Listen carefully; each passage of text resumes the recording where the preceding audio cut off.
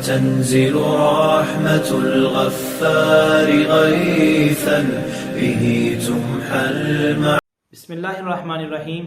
آج کی اس نشست میں ہم اعتکاف کے مسائل پر گفتگو کریں گے۔ سب سے پہلے یہ یاد رکھیے، رمضان المبارک کے آخری عشرے میں جو اعتکاف کیا جاتا ہے یہ سنت ہے۔ اس کا وقت شروع ہوتا ہے 20ویں روزے کی عصر کی نماز کے بعد اور یہ ختم ہوتا ہے شوال المکرم کے چاند کے نظر آنے پر۔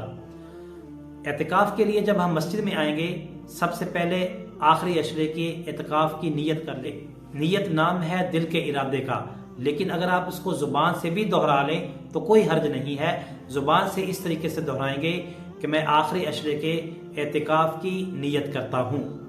جب ہم مسجد میں آ گئے تو مسجد میں آ کر آپ تلاوت، نماز، ذکر اذکار اور دعاؤں کا خوب اہتمام کریں گے۔ کن کن چیزوں سے اعتکاف نہیں ٹوٹتا؟ ضرورت کے مطابق گفتگو کر لینا، سرما لگا لینا، تیل لگا لینا، اور افطاری کے بعد کھانے پینے سے اعتکاف نہیں ٹوٹتا۔ اسی طریقے سے غسل جنابت کے لیے آپ غسل کر لیں تو اس سے بھی اعتکاف نہیں ٹوٹتا۔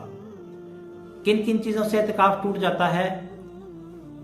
اعتکاف کی حالت میں اگر روزہ نہیں ہے یا روزہ توڑ دیا تو اس صورت میں اعتکاف ٹوٹ جائے گا۔ مسجد کی حدود سے بغیر کسی طبی اور شرعی ضرورت کے مسجد سے باہر نکل جانے سے اعتکاف ٹوٹ جاتا ہے۔ واش روم، وضو خانہ اور جوتوں کی جگہ یہ مسجد کی حدود سے باہر ہے۔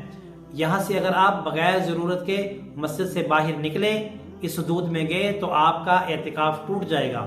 یا آپ ضرورت کے لیے گئے تھے لیکن وہاں پر بلا ضرورت آپ ٹھہرے رہے، ضرورت سے زیادہ آپ وہاں پہ ٹھہر گئے تو بھی آپ کا اعتکاف ٹوٹ جائے گا۔ غسل جنابت کے علاوہ مسنون غسل کرنے سے بھی اعتکاف ٹوٹ جاتا ہے۔